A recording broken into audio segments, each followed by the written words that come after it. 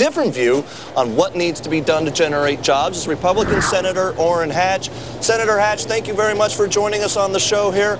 First off, what's your reaction to the Jobs Summit? Was there enough small business in there? Do they need to target more tax credits? Isn't that just going to make my tax code more complicated? Well, they invited the union leaders, and they invited a lot of individual business people, but they didn't invite the small business groups. They didn't invite other business groups like the Chamber, the NFIB, the wholesalers and retailers, et cetera, et cetera. It seems to me that's where the jobs have to be created. 70% of all jobs are created by the small business sector. And look, I'm not here to bash the president or bash the administration. I happen to like Secretary Geithner. He's got a real difficult job. But for them to say that they've inherited all this when they've saddled us with an $800 billion so-called stimulus bill. Remember, the president, the vice president, Nancy Pelosi, Harry Reid, Christina Romer, Peter Orszag, I could go right down the line, have all said we'd have between 3 and 4 million jobs by now, and we're nowhere near that. In fact, if anything, we've lost jobs. And to make a long story short, yeah, go ahead. I didn't mean to interrupt you. We've lost about 3.5 million jobs since the president came into office in January. Here's the question, sir. But let me ask you this. So we can talk about this job summit till we're blue in the face. It looks great. It's a big Washington gig going on. But the question is, what changes in the aftermath of a job summit? Does anything actually change? Does policy change? Do jobs, the focus of spending change on the Hill? Well, they're talking about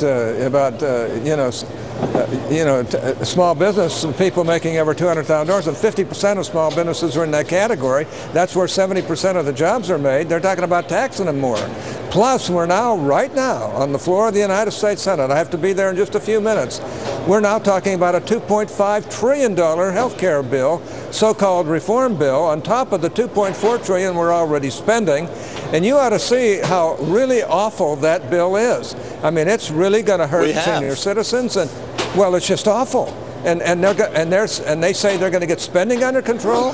And then you talk about cap and trade. The president's going to go over to Copenhagen, and let me tell you, that cap and trade bill would cost our industrial group in this country an arm and a leg. Then they're talking about deferral, getting rid of deferral. In other words, we have our multinational companies. A lot of them are moving overseas because they got more business opportunities overseas. And what are we going to do? We're going to tax their overseas profits.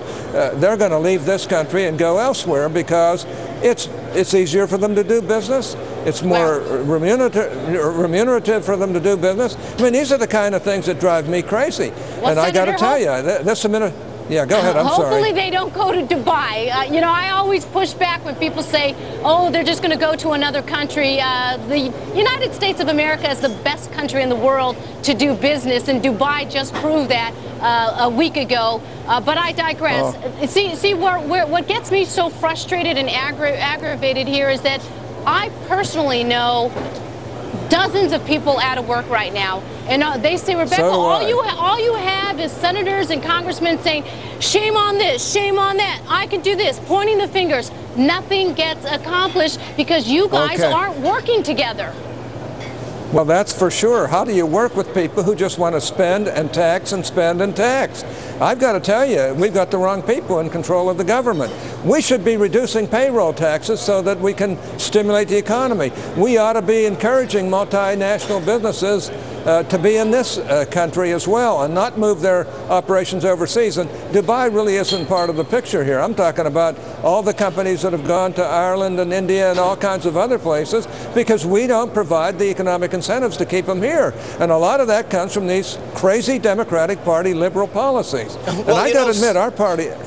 Senator, it seems a little disingenuous, though, to make this some sort of a partisan thing. I mean, the Republican Party has been in power for the last 8 years, and, the result is what it is here. And we're sitting here looking at it, and I think that's what we're coming back to even right now. You're talking about perhaps finding new targeted tax tricks for corporations, multinationals, for small businesses.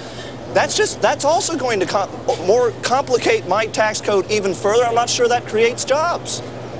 Well, I know one thing, that the Reagan tax cuts created tremendous jobs and created a tremendous economy. The Bush tax cuts, even the Clinton approaches, he did some things that were pretty worthwhile because he cooperated with the Republicans in the Congress. I've been here 33 years, and I can tell you right now that we have never had a fiscal conservative majority in the United States Senate in that whole time, because we always have 3 to 6 liberal Republicans that go with the all liberal Democrats. I'm saying if you want to stimulate the economy, you've got to give stimulative effects to the people who create the jobs. The people who create the jobs primarily are small business. 70% of all new jobs are created by small business. This stimulus program, my favorite, I think my favorite of all time, is that they put money into a job called rattlesnake protector or something like that. You know, 8 jobs, and they counted that as one of the stimulus jobs. Too. You got to take care of the rattlesnakes. Real quickly, Senator, we only have about a few seconds. Tell us what's the biggest torpedo to the economy. Is it stimulus? Is it health care? Or is it cap and trade? Well, it's all of the above. How do you have a $2.5 trillion health care bill that really isn't needed when you have 85% of the American people basically happy with their health insurance? You've got another 15%, but if you break that down, it comes down to really about 7 to 15 million people that we should subsidize. We could do that. We could do that without throwing the whole system out, but no, they want to take the advantage to bring a one-size-fits-all, wholly federal government program to run everything in this country. And look, they've run Medicare into a $38 trillion unfunded liability. Medicaid is going to go insolvent within the next 5 or 6 years, and we're going to turn more over to the government. We've got the wrong people in power right now, and I got to admit, I think Republicans could do a much better job too, but we've never been as crazy as these people. Senator, please, anybody, just fix it. Thank you very much.